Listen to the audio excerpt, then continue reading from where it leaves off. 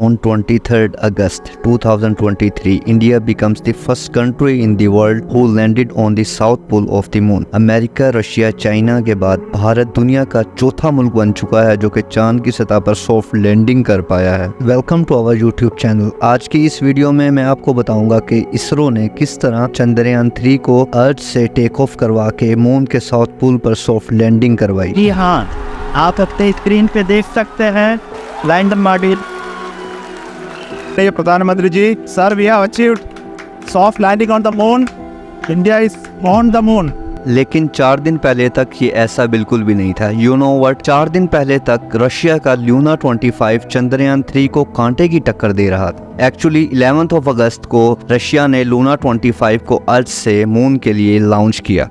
Luna 25 unlike Chandrayaan 3 बगैर ज़मीन के 5 बार ऑर्बिट किए डायरेक्ट लॉन्चिंग से मून के ऑर्बिट में दाखिल करवाया गया। रशिया के साइंटिस्ट की कैलकुलेशन के हिसाब से लूना 25 चंद्रयान 3 से 2 दिन पहले मून के साउथ पोल पे लैंड करना था, लेकिन 19 अगस्त को अपनी आखिरी डिबोस्टिंग फेज के दौरान हद से ज़्यादा थ्रस्ट लगाने की वजह से अपनी ट्रेजेडी से डिवेट हो गया और मून की सरफेस से जाकर टकरा गया। लेकिन इसरो को पता था कि उन्होंने रशिया की तरह हड़बड़ाहट में स्पेस में अपनी पावर दिखाने के लिए इस मिशन को लॉन्च नहीं किया, बल्कि चंद्रयान 2 के पीछे फेलियर्स की वजूहात को सामने रखते हुए उनका हल निकाल के उनको एक बहुत ही प्रॉपर वे से चंद्रयान 3 को लॉन्च किया गया। इस फुल प्रूफ प्लानिंग में सबसे मेन पार्ट था टेस्टिंग, जहां इसरो ने सभी इंस्ट्रूमेंट्स को अलग अलग कंडीशंस में टेस्ट किया और सबसे पहले इसमें विक्रम लैंडर के सभी सेंसर्स और नेविगेशन सिस्टम्स को टेस्ट किया गया, जिसे कोल्ड टेस्टिंग भी कहा जाता है। इस टेस्ट का मेजर मोटिव था कि सेंसर्स की कोल्ड कैपेसिटी को चेक करना,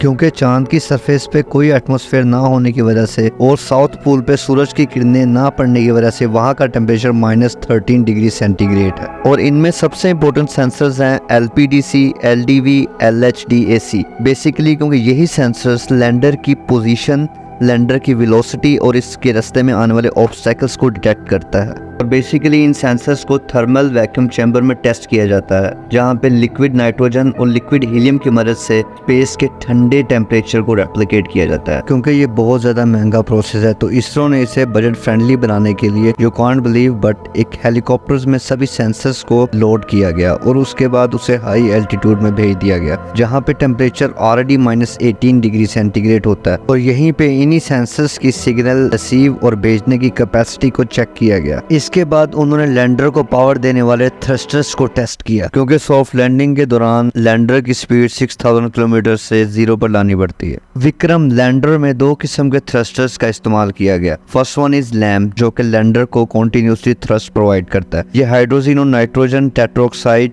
रिएक्ट करके एनर्जी प्रोवाइड करते हैं। और दूसरा reaction control thrusters means RCT का काम ये है कि जो मेन लैंडर है उसकी वेलोसिटी और उसकी डायरेक्शन को चेंज करना। लाइक ये एक लैंडर का स्टीयरिंग व्हील की तरह कह सकते हैं। इन 2 चीज़ों के अलावा भी सॉफ्ट लैंडिंग एक बहुत ही इम्पोर्टेंट चीज़ पर डिपेंड कर रही होती है, जो कि हैं लैंडर के लेग्स, क्योंकि ये वो मोमेंट है जहां छोटी सी गलती भी इस पूरे मिशन को चकनाचूर कर सकती है। और इसके लिए इसरो के साइंटिस्ट ने मून की सरफेस को रेप्लिकेट करते हुए एक टेस्ट पैड बनाया था, जिसके ऊपर उन्होंने मुख्तलिफ किस्म के स्ट्रेस टेस्ट किए। इन्हीं टेस्टों की कामयाबी को देखते हुए इसरो के साइंटिस्ट को ये यकीन था कि चंद्रयान 3 100% सक्सेसफुल होगा, और वो हुआ भी। उनकी फुल प्रूफ प्लानिंग सक्सेसफुल रही और उनके प्लान के मुताबिक जैसे ही विक्रम लैंडर मून की सरफेस से 745 किलोमीटर दूर था, वहां RCT सेंसर्स ने लैंडिंग स्पॉट्स को डिटेक्ट किया और एक परफेक्ट लैंडिंग स्पॉट डिसाइड किया। लैंडर 1.6 किलोमीटर की स्पीड से मून की सरफेस से 30 किलोमीटर तक डिसेंड करता है। यहाँ पे सभी इंजन्स दोबारा इग्नाइट करते हैं और RCT सेंसर्स लैंडर को लैंडिंग के लिए डायरेक्शन प्रोवाइड करते हैं।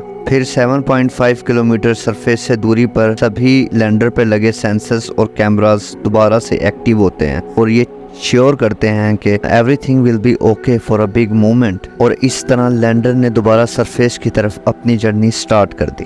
लेग्स पे लगे माइक्रोस्टार सेंसर्स और टचडाउन सेंसर्स ने स्कैनिंग करके मून की सरफेस की विजुअल मैपिंग की। उसके बाद एक्चुएटर्स और इंक्लिनोमीटर्स ने एडजस्ट एंगल्स प्रोवाइड किया ताकि लैंडिंग के दौरान किसी किस्म का झटका महसूस ना हो और लैंडर का बैलेंस ना बिगड़े। ये एक वेल प्रूफ प्लान था जिसमें गलती की बिल्कुल भी गुंजाइश नहीं थी, और इसी प्लान को बाखूबी एग्जीक्यूट करके इसरो ने एक और विक्रम अपने नाम कर लिया। उम्मीद है फ्रेंड्स आपको ये वीडियो बहुत अच्छी लगी होगी। मिलते हैं अगली वीडियो में, तब तक के लिए खुदा हाफिज।